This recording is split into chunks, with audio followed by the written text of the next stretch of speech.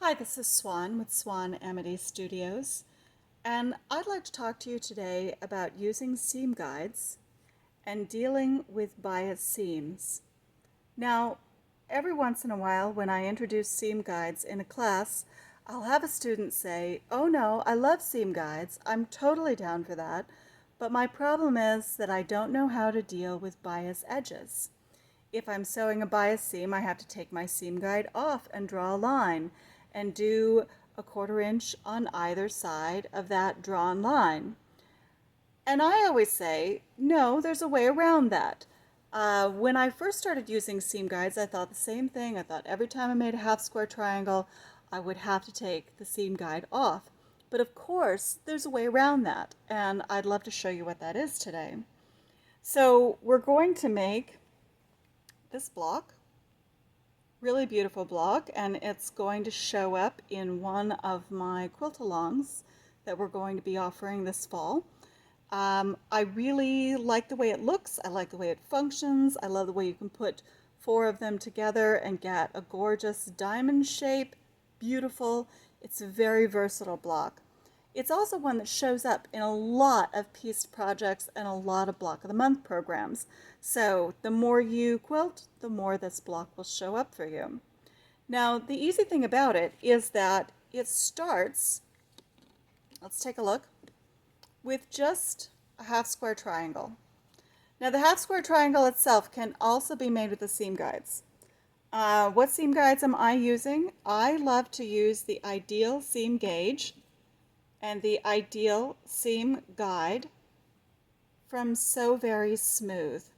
And you can find them at soverysmooth.com. I think they're a wonderful company, and the best part is they're also run by a wonderful couple. And they created this concept.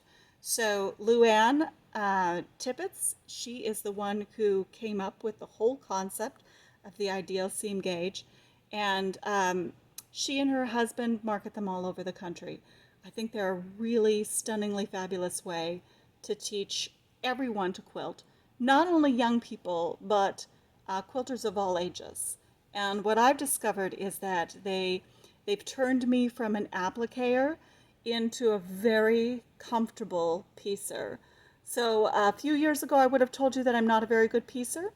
I like to applique, and I'm good at that, and I'm not very good at piecing. And today I would have to tell you that I love to piece, and that my piecing is made better and my piecing is made happier by using the Ideal Seam Gauge. This is the older version, this is the newer version, and the Ideal Seam Guide. And I have one already attached to my machine over here. We're going to get ready to go. What I'd like to show you here is setting up this block. You've made your half square triangle set here, and I've made that by cutting my background piece and my yellow piece, each one 6 7/8. And there's lots of different ways to make half square triangles, but let's stick with that one for now. I have cut them on the bias edge and sewn them together. You can see the seam here has already been pressed. We are quilters, so of course we press towards the dark side whenever we can. And now we're going to go ahead and create that second part of the block. So here is our next piece. This is a 6-inch finished block.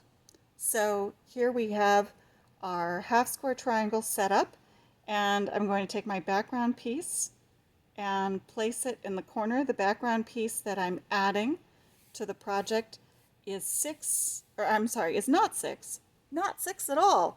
It is 4.5 by 4.5 inch square, because we still want this to finish at 6.5, and when it goes into the quilt, it will finish at 6. So here we go. We've set up our square on top, and now we're going to set up that next bias edge. In order to do that, we want to turn the project and set up, here's my little bias marker, 45-degree angle on my ruler.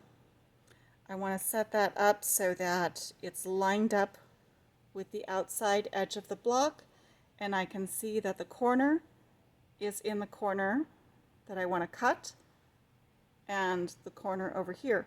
Oh, wait, we're not doing that, are we? Because we're going to sew on the bias line. That's where we would normally draw the line, right? Okay, we're using a seam guide, so we can't do it that way. Let's turn, because here's what we really want to do. We want to take that outside 1/4 inch marking on our ruler. Haha! Now do you see where I'm headed? I'm going to line up that outside 1/4 inch marking with the corners that we just talked about. Remember, we were going to line up and cut that corner off? No, we're not. We're not going to do that. Instead, we're going to line up a 1/4 inch from the corner, 1/4 inch from the corner, and then we're going to cut that 1/4 inch away from the corner, just like that. There's our excess. There's the line we want to stitch. Now, if you were doing this by marking and sewing, you would have marked that line, that initial line we talked about, corner to corner, and then you would have sewn right on that line, right on that line. You would have cut a 1/4 inch away from the line, just like we just did now, and then you would have removed the excess, flipped out, and pressed into place. Now, we have one set up over here. See how that one's ready to go? There's our corner. There's our corner. We want to stitch that line. Now, the seam guide is set up with a 1/4 inch seam allowance, which we got with the seam gauge, and then we verified with the seam guide in place. We have a little starter already in the needle. I'm just going to lift up the presser foot and drop the new project into place, and we're going to stitch right along that line. Now, if you're very comfortable doing bias edges, which I've done quite a bit of, you can just go ahead and hold it into place, just like we're doing here. Now I've got a little stiletto here as well, and I like using the stiletto to verify that the last part of the end corner is really going to go into the needle right where it belongs, and it did it perfectly. Excellent job. But if that bias worries you, there's no reason why you can't take a few pins, pin that bias edge into place,